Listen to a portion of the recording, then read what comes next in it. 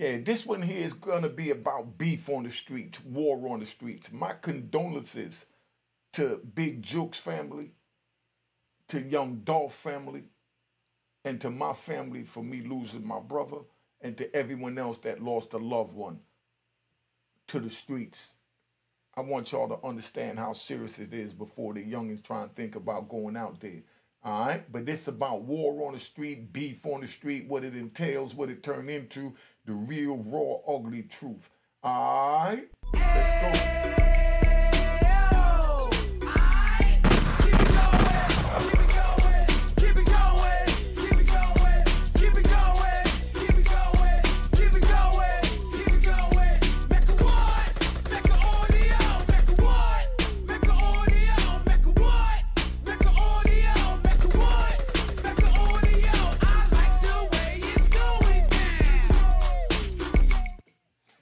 Unique Mecca Audio, man. I'm here. We're going to talk about beef on the street. We're going to talk about war on the street. Like I said, I'm going to begin again. Rest in peace to Big Jukes and his family. You know, Yo Gotti, you know, my condolences to all of y'all. My condolences to Young Dolph and, you know, and also to my brother, you know, because I live with this through firsthand experience. I want you to understand. I want you to pay attention to the picture you see behind me. And I'm going to let you know what I see when I look at that picture. These is two kings that's standing there knowing that it's them against the world. Big brother got little brother's back.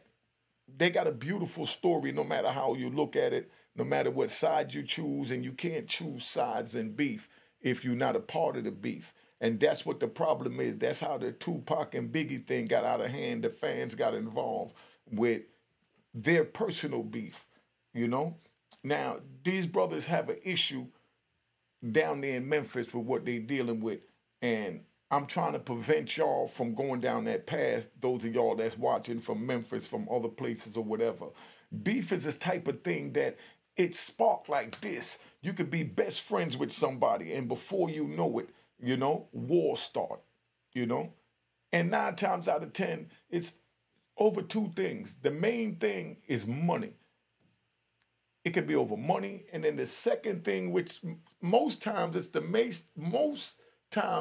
main thing when you're dealing with emotional people or people that let their emotionals get involved. You know, that's women. You know, because we all love our woman and we claim our woman as our own. Our women claim us as their own. We want to protect that, and we don't want no one else to be with it, even after we're done with it, until we get them out of our system. And that's just the way it works. Now, beef is the type of thing, right? You got these two brothers here. They know they got issues. So they roll around and, you know, they got the bulletproof cars. They can afford it. They do what they got to do. But I don't think they stopped to really play out the consequences of the actions that they was creating by continuing the beef that was going on when, to me, the elder should have stepped in and talked to the youngins and let them know straight up that we don't need the beef. We just need to eat, take care of our family, and live a peaceful life. But being that no one did that, the elders got involved with the beef and emotions got, you know, flared up. And when you already know when emotions get flared up, it turned to violence. Why do you think when you argue with a female that the first thing she want to do is smack you, you know, react physical, you know? But then if a man reacts physical, then they say he's wrong. But the female is wrong too for reacting physical. My mother said never put your hands on a female under no circumstances unless she put her hands in your face because you don't want her to take your eye out because you can't get it back. You don't want her to mark you up because you can't get your looks back once they scar you. You know, look at Al Green with the grits, you know, but that's how it is. So that's why I don't deal with the new generation females. No disrespect to you.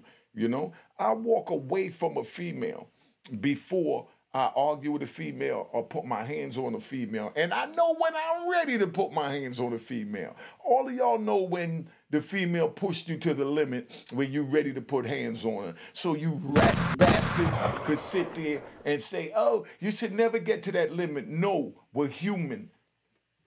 We're human and we all have emotions, but we just have to know how to control them. Because you got to remember, men is governed by their instinct and desire to survive. Remember that. Men is governed by their instinct and desire to survive, and women are motivated by their feelings and emotions, and that's what run array, and that's what caused the problems, and that's where the 28-day cycle come in, that you don't know what side the moon is on and what you're going to get from a female at what time. But now, to get back to the beef, because I was riding. I like to ride. To get back to the beef. Now, Juke said in his last post that he put up, he said, they don't want to face you, they want to snake you. Stay alert to stay alive. Watch your back at all times. Put snakes on a plate and eat great. You understand? Now, from what I'm gathering, that post came from a frame of mind where someone was mentally and emotionally, stalking them or even putting them on point or making them aware. Where, it was said that they was allegedly making phone calls saying that we're going to get you. We're going to kill you. You already know what time it is. So from that, he let it be known that if someone is calling me on my number, someone close to me gave them that number.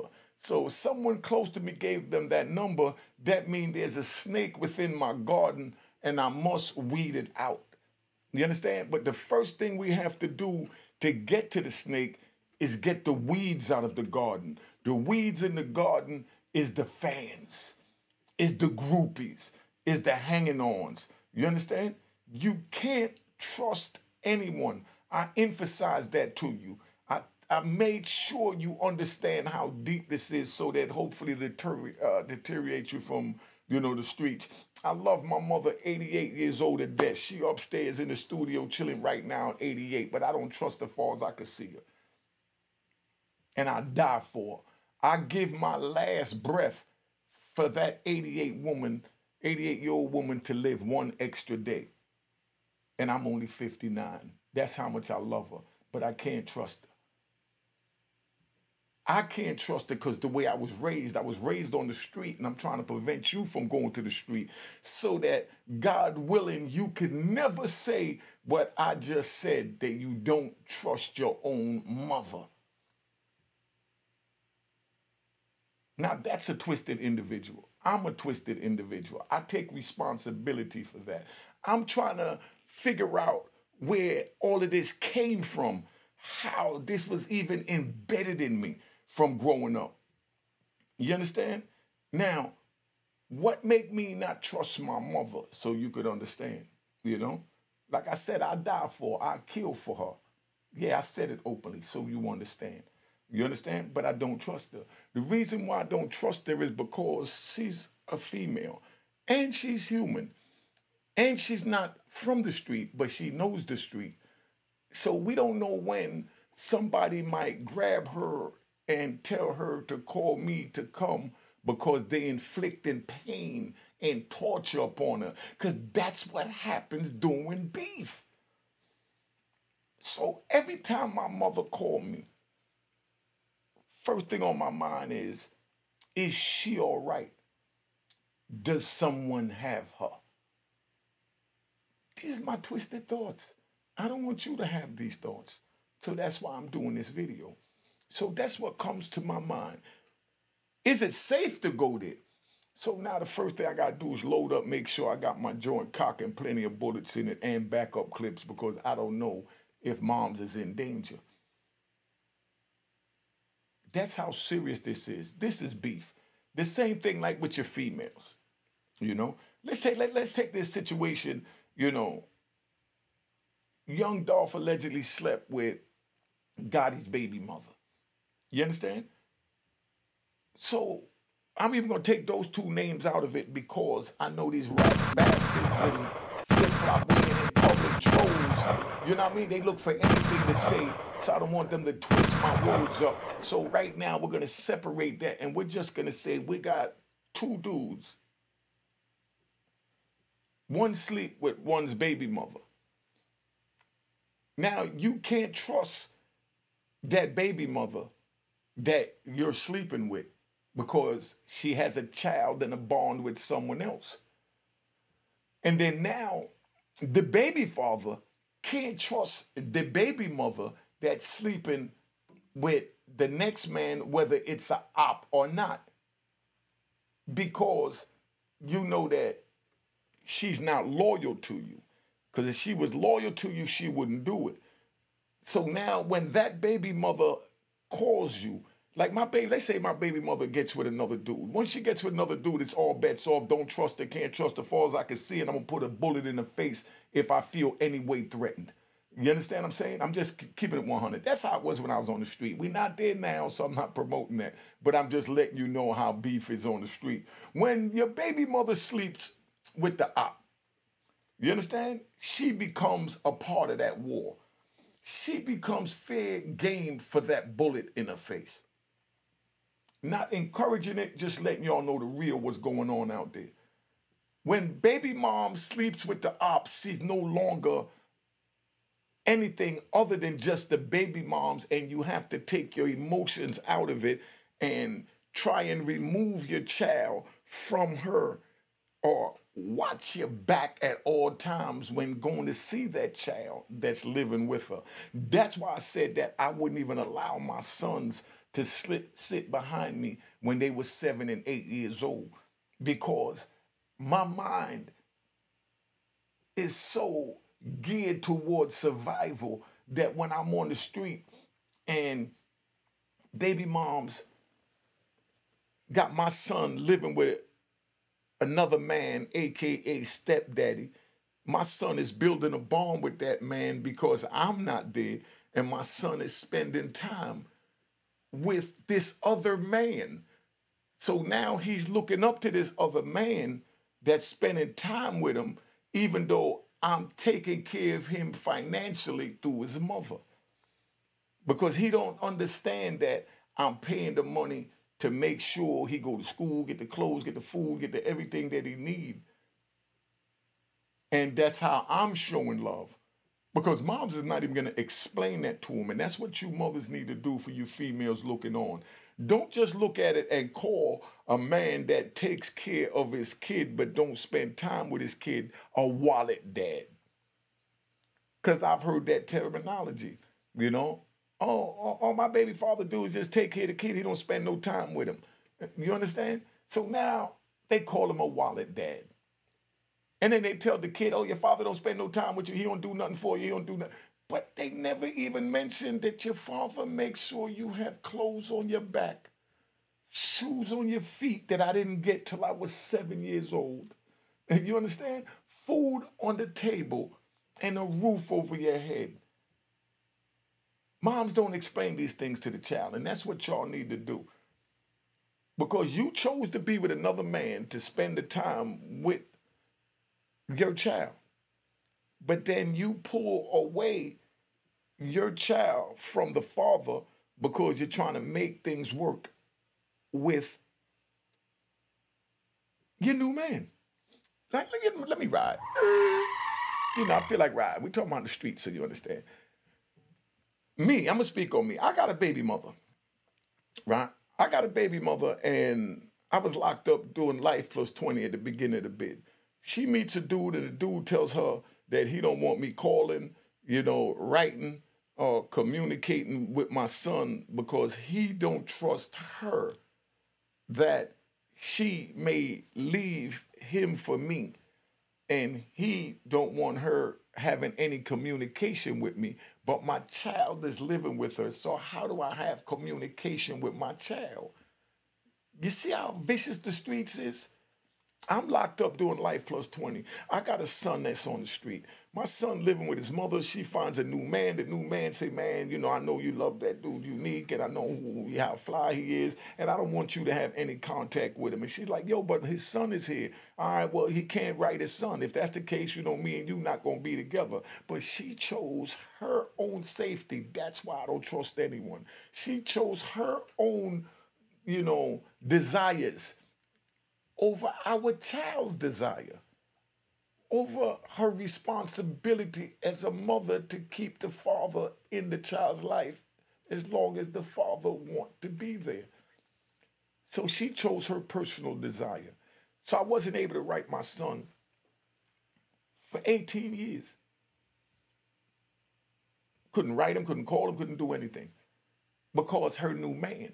You understand? Remember, I'm right. We're going to get back to Big Joke in a minute. I just want y'all to understand the street, how it play out. And then now, here it comes. 18 years later, my son has been hearing all these stories about me on the street, how gangsta I was, how, I was robbing people, I was selling all these keys and making all this money and driving all these cars. But in the area that he's from, they just know me for coming down, holding business down. So they was telling him mainly the violence that I committed, the robberies that I committed on my come up before I got up. So he gravitated to that, and that's what he wanted to do. And now he's sitting in prison doing 29 years, been there from he was 18 years old. I talked to my son about a month, and then he gets locked up and catch 29 years. And he's been there 12 years. He's 30-something years old now. That's what this life entails. That's what I don't want for you, so you fully understand that. That's why I definitely don't trust no woman. Like I said, when I go to a hotel, I get 2 rooms, man. End of story.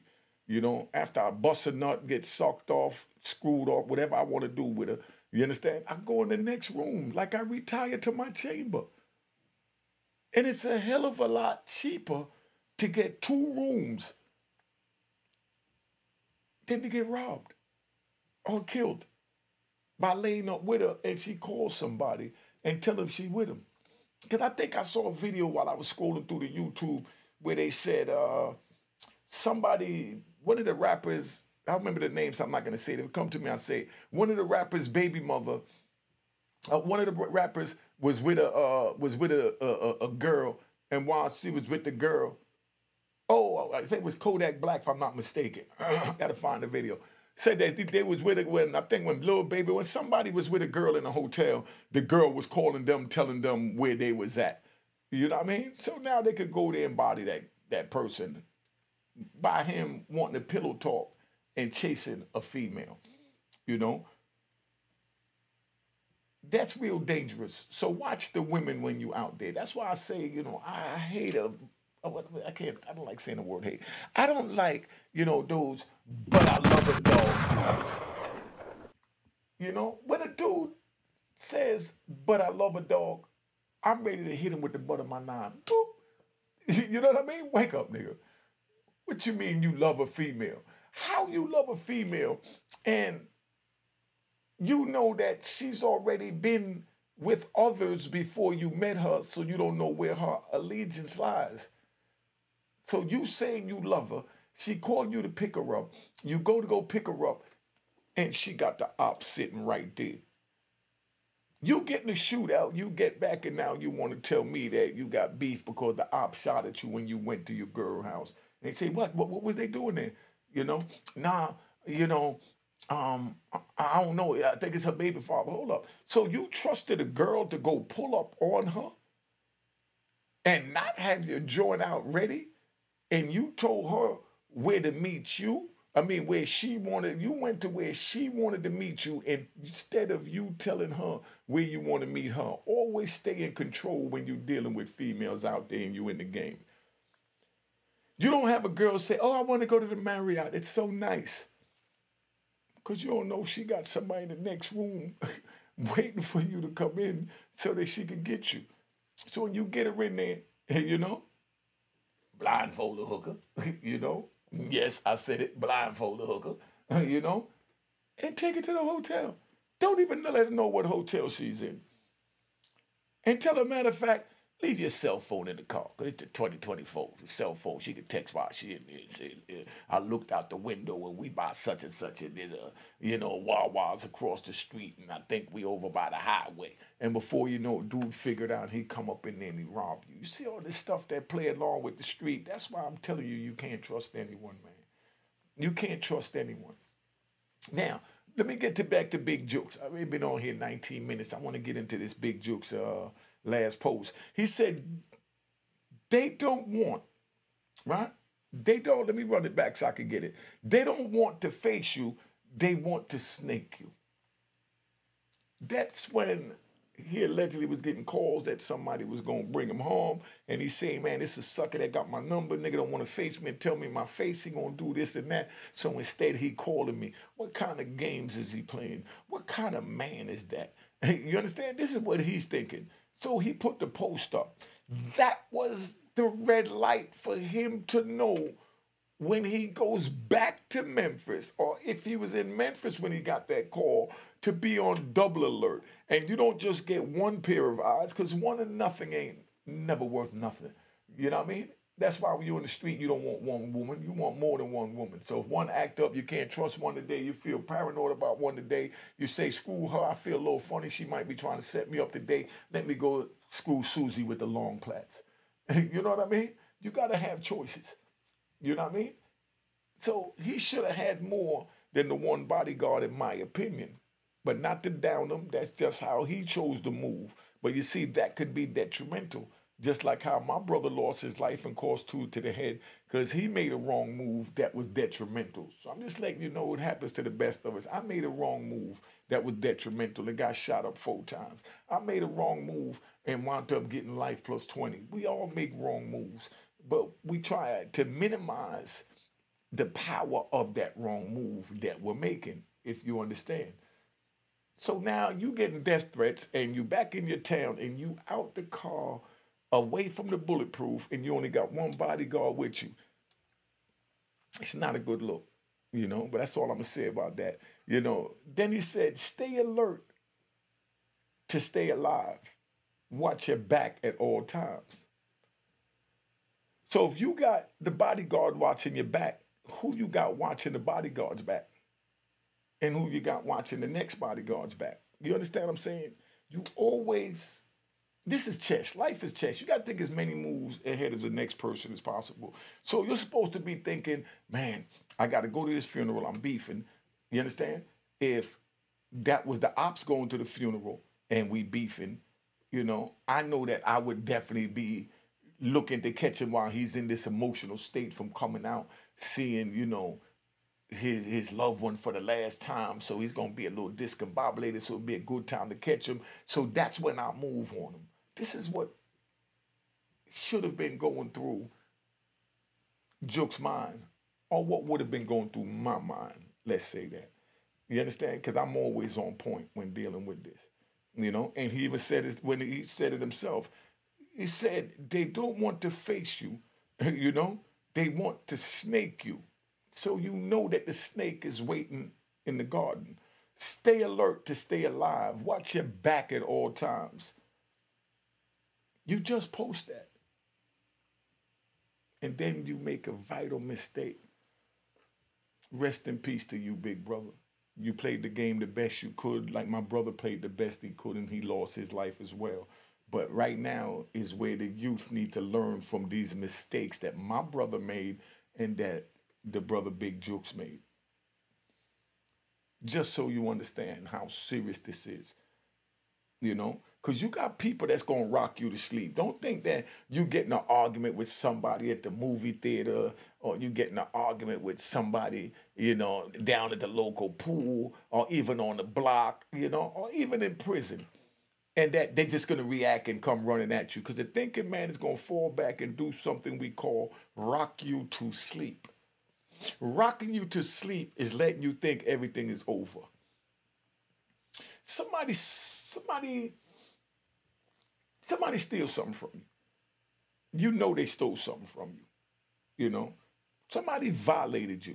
You know, somebody sleeping with your girl, your baby mother. You know what I mean? You know about it. You don't run and go arguing with them about it, even asking them about it, because they're going to deny it. You know they're going to deny it. You know? So once you got the facts, that's when you rock them to sleep. You go see them, you know, you take them to eat, you go to the club with them, you do everything with them, act like everything is lovely, and that's rocking them to sleep. The whole time you thinking the first chance I get, I'm going to blow his brains out. The first chance I get, I'm sending him with his brother. These are the things that they tried to say when they tried to rock me to sleep, that they want to send me with my brother. So that means I must be on point at all times. Because you don't know what demons is lurking in whose head, and what the demon is telling them that's not even factual about you, to stir their emotions, to bring the murder game into play. That's how vicious the streets is. I know y'all might not understand this because I like to ride, but I ride because I take it here, take it there. It's just to give you a little snippet so you can even run it back and look at it. This is how I do my tutorial. But like you said, stay alert to stay alive, man. And that means trust no one. When you're in the streets, you can't trust no one. Like I said, not even your mother. Because you don't know when somebody catch at the grocery store and tell her to tell you to text and say, call and say that she got a flat tire and she needs you to come out there. Or somebody, threaten her and she feel threatened, she needs you to come. Or she just brought you a new suit, but the tailor is there and he got to leave, so they got to size you up real quick. When the whole time it's your ops waiting to size you up for a body bag. But somebody got a gun to mom's head and mom's calling. You don't know the gun is there. All you know is mom's call, and you go when mom's call. But don't go with your guards or guns down. Always keep them up. One thing about my mother, right? Because I'm riding. One thing I love about my mother always know that when I walk in the house, my gun is going to be on my waist or in my hand. Some nights I just feel paranoid, and when I walk in, I open the door with one hand and got the gun in the other hand while I'm walking in, and mom's sitting in the kitchen and she see me with the gun, and I ask everything all right. She said, everything all right, put that thing away and come sit down and eat. She don't bug out or nothing like that. That's what I loved about my mother, because she understood how the life was. Could you imagine walking in your house with your gun in your hand and your mother in the kitchen cooking? What would your mother say to you? Put it in the comments. You walk in the kitchen with your gun in your hand and your mother in there cooking. Put in the comments. What would your mother say to you? All my mother said was, "Now everything is all right. You can put that away, baby. Come sit down, wash your hands, and come eat." And it was a normal routine, because my mom knew the choice that I made. My father was in the street. She ran around men before I was even born that was in the street. So she was already cultivated to this. And then once I chose to go in the street, she knew that now she became prey because I'm in the street. And if I get in a beef with somebody, she's not off limits to that person to bring harm, violence, or death to her. Do you understand? Well, that's how serious this is. I walk in the crib with my pistol in my hand. I remember the first time a female, even a couple of the homies see me walk in the crib with my pistol in my hand, and they looking like something is wrong because I got my pistol out, so they pull their pistol out. So we all walk in with our pistol in the hand, and mommy say, go wash your hands and put that thing away. You know what I mean? And go back to doing what she's doing. They look and say, yo, your mom's just mad cool. I said, nah, she's not cool. She's on point. What if I walked in and there was a dude standing in there holding her at gunpoint? So she welcomes me walking in with the pistol in her hand, because she knows that could happen at any time. Because don't forget, so you understand, you rat bastards and flip-flop-headed public trolls, you understand? This happened in real life, where they ran up in the house, kidnapped my mother, tied her up, pistol whipped her, and tortured her, trying to find out where the bag was. And when I walked in, and I found her like that, yes, my gun was in my hand. Moms never said call the police. I never even phantom calling the police, because the police didn't help us get the bag to get in that situation. So now I got to take care of it. Just like what's happening with, you know, Young Gotti and Yo Gotti and Durk. You know, I'm gonna do a whole nother video on that. Probably drop it later on tonight. You know, the feds is coming in. The feds is coming in, and I'm gonna give you a sneak peek what it's gonna be about. The feds is gonna come in. You know, too many murders in Memphis. Not that they even care about the black people dying in Memphis. Just keeping it 100. But it don't look good for the media. When violence come into drugs is when the feds come. Now we're talking about violence and murder coming into the rap industry in Memphis that only got 1.1 million people. That's not a good look for Memphis. So right now they're already on the phone, you know what I mean? You know, telling the feds, bring everything you got. We got to solve this. We can't handle it. It's getting out of control, and we don't want them to wind up doing the same thing like what happened, you know, in Chicago in the FBD situation where they went and killed them down in the main strip where the Europeans be at, because they definitely don't want none of them to get hurt, but they don't care as long as it happens up here. And only reason they care now is because, you know, it's in the media. But they don't even care about the neighborhood it happened in. Let's get that straight. You know, but like I said, I'm going to do the other video later, man. But, you know, stay alert to stay alive and watch your back at all times. But that statement he made, the last one, put snakes on the plate and eat grape. That was antagonizing to the ops, just so you understand, you know? And it's a sad day in Memphis. Like I said, rest in peace to Big Durk and Young Dolph and everyone else that lost their life down there in Memphis. But we need to really stop this and think, man. And my number is 917-680-9091. 917-680-9091. Yo, Gotti, I lost my brother too. So I know what you're going through. I'll do a video about that later, but I want to give you your time to grieve and things like that and deal with it and mourn how you feel like doing it. But I'm here if you want to talk, if anybody know Young Gotti. Yo Gotti, let him know that's my number, man, you know? Man, it's a sad day. It's a sad day for our people. We must come together, man. Share this video, like this video. Make sure you subscribe if you're not subscribed. That's all I ask you. And definitely give me an emoji if you like the content. Give me an emoji. Let me know your opinion on this video. Because when it's beef on the street, it's real. All right, let's go. Cheers, cheers, toast the crime, toast the crime, the crime, the crime, the crime.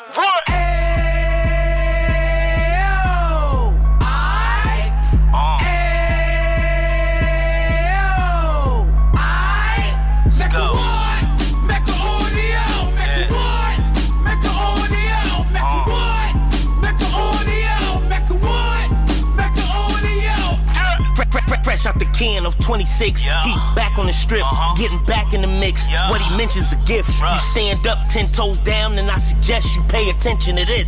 Real. Take a little gully posse and put it in Harlem. He cut from the bottom, came up from the bottom. Drop the book, you should go and get it. The Instagram page and the YouTube, you could go and visit. Yeah. Then you could consider yourself LinkedIn. Real. Sit front row and get Jews from a kingpin. How he went through it, so you ain't gotta go do it. To not pay attention would be stupid. Talking about a man that probably put your grandfather on. Probably the reason that him and your grams got along. A man that generated millions on the block, did his time, never squilling to the cops, Mecca audio.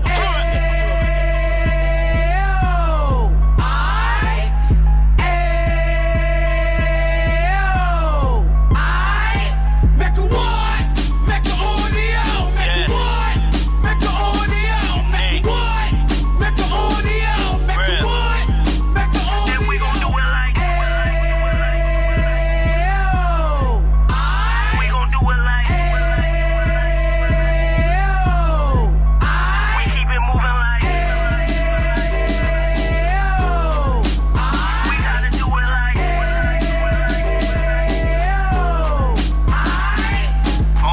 Get it live like 2 G's in the 90s. Drop top beamer so shiny. I let shorty go, she was whining. Treat her like my past, she behind me. Spin a couple bands on the Dapper Dan. You be back again, getting green like a Packers fan.